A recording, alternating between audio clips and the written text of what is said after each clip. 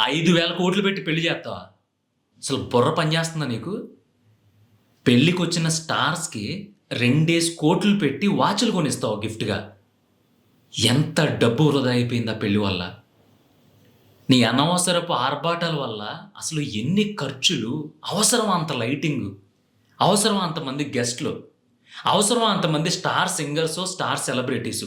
ఒక్కొక్కళ్ళకి 80 కోట్లిచ్చి, 100 కోట్లిచ్చి పాటలు పాడించుకుంటారా సంగీత్‌లో.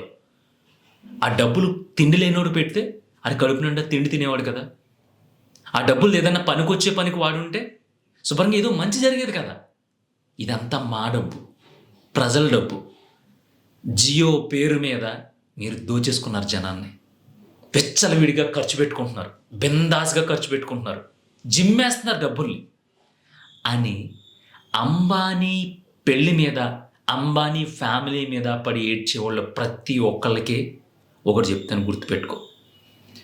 మన దేశంలో ఆ స్థాయిలో పెళ్లి చేయగలిగే ఒక కోటీశ్వరుడు ఉన్నాడని మనం ఆనందపడలేకపోవడం మన దౌర్భాగ్యం. నెక్స్ట్ విషయం, ఇదంతా మా డబ్బే. జియోలో మీ ఇష్టం వచ్చినట్టు రేట్లు పెంచేసి డేటా రేట్లు, ఇంటర్నెట్ రేట్లు మా దగ్గర నుంచి డబ్బు దోచేసుకుని మీ విలాసాల కోసం, మీ కొడుకుల పెళ్ళిళ్ళ కోసం, మీ ఫంక్షన్ల కోసం ఖర్చు పెట్టుకుంటున్నారు అని అంటున్నావు కదా! ఫ్రీగా ఇంటర్నెట్ ఇచ్చి మమ్మల్ని బానిసల్ని చేసేసి ఇప్పుడు అట్ల రేట్లని పెంచేసి ఇదిగో ఇలాగా కొడుకు పెళ్ళికి 5,000 కోట్లు, ఆళ్ళావిడకి గిఫ్ట్ ఇవ్వడానికి 300 కోట్లు అని చెప్పేసి ఖర్చు పెట్టుకుంటున్నారు అని చెప్పేసి నువ్వు నీతో పాటు 10 మంది ఏడుస్తున్నారు అంబానీ ఫ్యామిలీ మీద పడి. ఏ అంబానీకి నువ్వేమన్నా ఫ్రీగా ఇచ్చావా? లేదంటే ఆయన తన కొడుకు పెళ్ళికి నేను చందా అడిగాడా? ఫ్రీగా డేటా ఇచ్చాడు. ఎందుకిచ్చాడు? యెస్. అప్పటి వరకు 2 జీబీ డేటాని చాలా పొదుపుగా 100 ఎంబీ, 50 ఎంబీ వాడుకునే మనకి ప్రపంచంలో ఏదన్నా జరిగినప్పుడు దాన్ని ఇంటర్నెట్‌లో చూడాలంటే అమ్మో! డేటా అయిపోద్ది మనకెందుకులే అని పక్కకి జరిగి మన పని మనం చూసుకునేవాళ్ళం. కానీ ఎప్పుడైతే జియో మార్కెట్‌లోకి దిగి ఫ్రీ డేటా ఇవ్వడం మొదలుపెట్టిందో నీకు ప్రపంచ జ్ఞానం కూడా పెరిగింది. అలా అంటావేంటి పృథ్వీ? చాలామంది పాడైపోతున్నారు ఇంటర్నెట్ వల్ల అని నువ్వు అంటావా? ఇప్పుడు నీ దగ్గర ఒక 10,00,000 ఉన్నాయి. ఆ 10,00,000ని ఎలా వాడుకోవాలి అనేది నీ చేతిలో ఉంటది. నువ్వు ఆ 10,00,000తో తాగేసి తిరిగావనుకో దానికి ఎవడు రెస్పాన్సిబిలిటీ కాదు. నువ్వు ఆ 10,00,000ని పందాల్లో పోగొట్టావనుకో దానికి ఎవడు రెస్పాన్సిబిలిటీ కాదు. నువ్వు ఆ 10,00,000ని పెట్టుబడి పెట్టుకుని దాన్ని పదింతలు చేసుకున్నావనుకో దానికి ఎవడు రెస్పాన్సిబిలిటీ కాదు. ఇక్కడ నీ చేతుల్లో ఉండే 10,00,000ని నువ్వు ఎలా వాడుకుంటున్నావు అనేది కేవలం నీ వ్యక్తిగతం, నీకు సంబంధించింది. అలాగే నీకు రోజుకి 1 జీబీ డేటా ఫ్రీ అని చెప్పి, 2 జీబీ డేటా ఫ్రీ అని చెప్పి ఫస్ట్‌లో జియో ఇచ్చినప్పుడు అది నువ్వు నీ చదువు కోసం ఉపయోగించుకుంటున్నావా? ఆ డేటాని నీ వినోదం కోసం ఉపయోగించుకుంటున్నావా? నీ బాగు కోసం ఉపయోగించుకుంటున్నావా? లేదంటే అడ్డమైన సైట్లు ఓపెన్ చేసి అశ్లీల చిత్రాలు చూస్తున్నావా? ఇదంతా నీ వ్యక్తిగతం బాసు. ఏ జియోడొచ్చి అంబానీని పక్కన కూర్చొని "ఏ డేటా వచ్చింది కదా! సైట్ ఓపెన్ చెయి. అదిరిపోద్ది. మామూలుగా ఉండదు" అని చెప్పాడా? చెప్పలేదు కదా! చదువు కోసం ఉపయోగించుకోవచ్చు. ప్రపంచంలో ఏ మూలన ఏం జరుగుతుందో చూడడం కోసం ఉపయోగించుకోవచ్చు. వినోదం కోసం ఉపయోగించుకోవచ్చు. కానీ నువ్వు ఈట్లి కోసం కాకుండా నీ పైశాచికత్వం కోసం నువ్వు ఆ ఇంటర్నెట్‌ని ఉపయోగించుకొని ఫ్రీగా డేటా ఇచ్చాడని అంబానీని తిట్టుకోవడం ఏంటి బాసు? ఇప్పుడు అదంతా అయిపోయింది. కొత్త ఫ్యాషన్ ఏంటంటే ఇదిగో అంబానీ కొడుకు రూ. 4,00,00,000 ప్యాంట్ ఏసుకున్నాడంట. ఆ ప్యాంటు డబ్బులన్నీ మనయే. మొన్న రీచార్జ్ చేయించాను నేను 600 ఎట్టి. 600 మొత్తం ఆడి పరమే అయిపోయినాయి. మొత్తం జనం డబ్బంతా కొల్లగొట్టేశారు. ఎవడు కొల్లగొట్టేశాడు? బుర్ర ఉపయోగించి, బుద్ధి ఉపయోగించి ఆయన డబ్బులు సంపాదించుకున్నాడు. ఇల్లీగల్ బిజినెస్‌లు ఏం చేయలేదు కదా! దొమ్మీలు చేయలేదు కదా! రాజకీయ నాయకుల్లా పక్కోడి దగ్గర దోచుకోలేదు కదా! ఇదిగో నేను ఈ ప్రొడక్ట్ ఇస్తున్నా. ఇది ఇంత కాస్ట్. ఇష్టమైతే కొనుక్కో. నువ్వు ఇష్టపడే కదా కొనుక్కున్నావు. నువ్వు ఫ్రీగా ఇస్తున్నాడనే కదా జియోకెళ్ళావు. జియోకెళ్ళిన తర్వాత చాలా రోజులు వచ్చిన ఫ్రీ డేటాని ఎంజాయ్ చేసావు కదా! ఎంజాయ్ చేసి దిక్కుమాలిన పనులన్నిటికి ఆ డేటాను వాడుకున్నావు తప్ప నీకు ఉపయోగపడేదానికి ఎప్పుడైనా నువ్వు వాడుకున్నావా? లేదు. పోనీ అంబానీ ఫ్యామిలీ మొత్తం నీ చుట్టూ కూర్చుని ప్రతి ఒక్కరింటికి వచ్చి ప్లీజ్ డేటా వాడేయండి, ఎక్కువ డేటా వాడేసుకోండి, మీ పనులన్నీ మానేసుకోండి, మీరు ఇంటర్నెట్‌లోనే ఉండండి, మీరు డేటాకి అలవాటు పడిపోండి, అడిక్ట్ అయిపోండి అని చెప్పి మిమ్మల్ని ఏమన్నా కర్ర తీసుకొని పక్కన కూర్చొని భయపెట్టి మరీ డేటా వాడించారా? లేదు కదా! మనకి పని పాట లేక మనం ఉన్న పనులన్నీ వదిలేసుకుని మనం స్పృహ కోల్పోయి మనకి సోయి లేక మనం ఇంటర్నెట్లో పడి ఏడుస్తున్నాం. దానికి అంబానీ ఫ్యామిలీ కొడుక్కి, అంబానీ ఫ్యామిలీలో పెళ్ళికి, అంబానీ చుట్టరికాలకి లేదంటే అంబానీ ఎదుగుదలకి సంబంధం ఏంటి గురు? మన దేశంలో ఒక బిజినెస్ మ్యాన్ టాప్ మోస్ట్ బిలియనియర్స్లో ప్రపంచం మొత్తానికి పోటీ పడుతున్నాడంటే మనం గర్వపడాలి, ఏడవకూడదు అలా మేపడి. ఇదే మన దిక్కుమాలిన మైండ్ సెట్ అనమాట. ఎవడన్నా బాగుపడుతున్నాడంటే ఏ మూలన బొక్క దొరుకుద్దా బొక్కలో వేలు పెడదామని చూస్తాం. అది తప్పు. మీరు నన్ను తిట్టుకున్నా పర్లేదు, ఇంకో రకంగా అనుకున్నా పర్లేదు.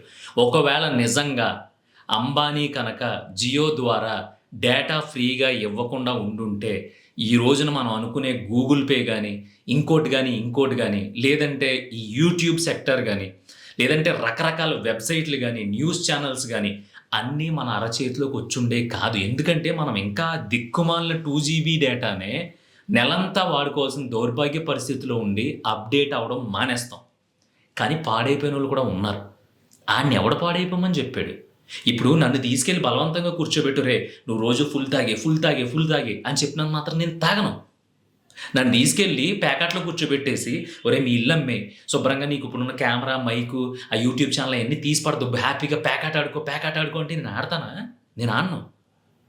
నువ్వు బలాదూరు తిరుగు విచ్చలవిడిగా అసలు ఏం పట్టించుకోకు, కుటుంబాన్ని ఇసిరిదొబ్బు పక్కనంటే నేను వింటానా? నేను విన్ను. ఎందుకంటే నాకు బుద్ధి జ్ఞానం ఉంది కాబట్టి అది నా వ్యక్తిగతం. నేను పాడైపోవాలా బాగుపడాలా అనేది. అరే మా నోడు ప్రపంచంతో పోటీ పడుతున్నాడు రా, కొత్త ఇంపోర్ట్ చేస్తున్నాడు, రిలయన్స్ డిజిటల్ అని పెడుతున్నాడు, లేదంటే జియో నెట్ అని చెప్పి అప్పుడు దాకా 2GBకే మన దగ్గర 300 400 దొబ్బేసిన వాళ్ళ మెడలు వంచి వాళ్ళందరినీ కిందకి తొక్కి బాబు ఇంతకు కూడా డేటా ఇవ్వచ్చు అని ప్రూవ్ చేసి గత దశాబ్దంగా ఇండియా వైడ్ ఇంటర్నెట్ అనేది జుజుబి అనేలా చేసిన అంబానీ మీద మనం పడి ఏడుస్తున్నాం. అంత గొప్పోళ్ళు. ఆయన తన కొడుకు పెళ్లి చేసుకుంటున్నాడు, ధర్మంగా సంపాదించుకున్న డబ్బు. నువ్వు ప్రూవ్ చేయి. అంబానీ ఎక్కడ ఏమన్నా దొబ్బేశాడని జేబులోంచి అని నువ్వు ప్రూవ్ చేయి. లేదు అంబానీ వల్ల నేను మొత్తం లాస్ అయిపోయిన జీవితం మొత్తం అని నువ్వు ప్రూవ్ చేయి. ప్రతిదీ అడ్వర్టైజ్మెంట్తో సహా నేను ఇంతకు డేటా ఇస్తున్నా, నేను ఈ డేటా ఇంతకు ఫ్రీకి ఇస్తున్నా, నేను ఈ డేటా ఇన్ని రోజుల వరకు మీకు ఫ్రీగా సప్లై చేస్తున్నా అన్నీ నీ కళ్ళెదురకుండానే చూపించాడు కదా. నీకు సోయి లేకుండా నీ ఒళ్ళు తెలియకుండా నీ ఇష్టం వచ్చినట్టు నువ్వు అడిక్ట్ అయిపోతే దానికి ఆడేవాడు రెస్పాన్సిబిలిటీ ఎలా అవుతాడు? ఒక ఫ్యామిలీలో ఒక ఆయన తాగుబోతు అయిపోయాడు, పిల్లలు మంచోళ్ళు, దేవత నిజంగా భార్య, అయినా సరే తాగేసి రోడ్డు మీద పడిపోతున్నాడు. ఇప్పుడు నువ్వు ఎవరిని నిందిస్తావు? వెళ్ళి ఆ వీధి చివరున్న వైన్ షాప్ అని అంటావా? లాగి కొడతాడు. నా షాపుకి నేను రమ్మన్నానా? నేను తాగమని చెప్పానా? వేరే షాప్కి వెళ్ళమను, లేదంటే ఇంట్లో కూర్చోమని నీ మొగుడిని. వచ్చాడు, తాగాడు, పడ్డాడు, నాకు సంబంధం ఏంటి? నేను ఏమన్నా ఫోన్ చేశాను రమ్మని అని అంటాడు. ఇక్కడ అంబానీ కూడా అంతే. మనల్ని ఏం వాడేసుకోండి అని చెప్పలేదు, మీరు వాడకపోతే నాకు సంసారం గట్టెక్కదు అని చెప్పలేదు. తను తన బిజినెస్ మైండ్ని ఉపయోగించుకున్నాడు. ఎస్, ఫ్రీగా ఇచ్చాడు. తర్వాత ఓకే ఫ్రీగా ఇచ్చాం, అందరూ మన సెక్టర్లోకి వచ్చారు. ఇప్పుడు మనం ఒక 10 రూపాయలు సంపాదించుకోవాలనుకున్నాడు, సంపాదించుకుంటున్నాడు. రేపొద్దు నువ్వు 10 లక్షలు పెట్టి పెట్టుబడి పెడతావు. స్టార్టింగ్లో నువ్వు అమ్మే వస్తువు 10 రూపాయలు ఉంటుంది. తర్వాత ఒక 4 సంవత్సరాల తర్వాత నువ్వు బిజినెస్ ఎక్స్పెండ్ చేయాలనుకుంటావు. తర్వాత అదే వస్తువు వీడి దగ్గర మాత్రమే దొరుకుద్ది, ఖచ్చితంగా వీడు క్వాలిటీగా ఇస్తాడు, వీడి దగ్గర 15 రూపాయలు పెట్టైనా కొనొచ్చు అని జనం నమ్మిన తర్వాత నువ్వు దాన్ని 15 రూపాయలకి అమ్ముతావా? అమ్మవా? జీవితాంతం 10 రూపాయలకి అమ్ముతావా? మరి అలా అయితే పాల రేట్లు లీటర్ 50 రూపాయల దగ్గర నుంచి ఈరోజు 100 110 పెట్టి ఎందుకు కొనుక్కుంటున్నారు? కరెక్టే కదా. బుర్ర పెట్టి ఆలోచించాలి కదా. ఒక ఇంట్లో శుభకార్యం జరుగుతూ ఉంటే గోల కింద ఉన్నారు బాసు. మీమ్స్ జనం తెలియనోడు కూడా, ఏమీ తెలియనోడు కూడా అంత జనం డబ్బు ఆడిదేముంది సలుపు, శుభ్రంగా ఖర్చు పెడతాడు, జిమ్మేస్తాడు అవసరం అయితేనే. ఆడిదేం పోయింది, జనం డబ్బే కదా. ఎందుకు తగలేస్తున్నాడు అన్నారు. ఎవరికి తగలేసాడు? ఆడి బాధపడాలి. ఇంత కష్టపడి సంపాదించిన నా కొడుక్కి 5,000 కోట్లు పెట్టి పెళ్లి చేశాను, అయ్యో అనవసరం ఖర్చు పెట్టినేమో అని ఆయన బాధపడాలి. కానీ నువ్వు నేను బాధపడతాం ఎందుకు? మన ఫ్యామిలీస్, మన స్తోమత ఎంత? మహా అయితే మనల్ని వేసుకుందాం, మన మిడిల్ క్లాస్ ఫ్యామిలీలో ఒక 20-30 లక్షల ఆస్తున్నోళ్ళు ఉండరు. మిడిల్ క్లాస్ అంటే దాదాపుగా ఒక 50 లక్షల ఆస్తి వేసుకో. వాళ్ళే ఓన్లీ బంగారానికి 10 లక్షలు ఖర్చు పెడుతున్నారు. లెక్కే చెప్తాను, బంగారానికి 10 లక్షలు, తర్వాత అయ్యి బట్టలో గెట్లో అని చెప్పేసి 5 లక్షలు, తర్వాత పెళ్ళి భోజనాలు అయ్యి అని చెప్పి ఇంకో 10 లక్షలు, అక్కడికి 25 అయింది. ఈలోపు కట్నాలు కానుకలు ఇంకో 20 లక్షలు. ఎంత అయింది? తక్కువలో తక్కువ వరస్ట్‌గా లెక్కేస్తే 30 లక్షలు ఖర్చు పెడుతున్నాడు. అబోవ్, బిలో మిడిల్ క్లాస్ ఈళ్ళందరూ. ఆ లాస్ట్ విలువ ఎంత? ₹1,00,00,000 కూడా ఉండదు ఆళ్ళ దగ్గర. అంటే ఆళ్ళు 35-40% వాళ్ళ పెళ్ళిళ్ళ మీద ఖర్చు పెట్టుకుంటున్నారు. నీ ఈర్ష్య ఉన్నవాడితో పెళ్లి జరుగుద్ది కదా! పిచ్చెక్కిందిరా నీకు? ఏముందిరా అద్దింట్లో ఉంటున్నావు. నీ జీతం 30,000 నువ్వు పట్టుకెళ్ళి నీ కూతురికి లేదంటే నీ కొడుక్కి 30 లక్షలు పెట్టి పెళ్లి చేస్తావా? బుద్ధి జ్ఞానం ఉందా నీకు? అని చెప్పి తిట్టు. లాగి కొడతాడు ఒకటి.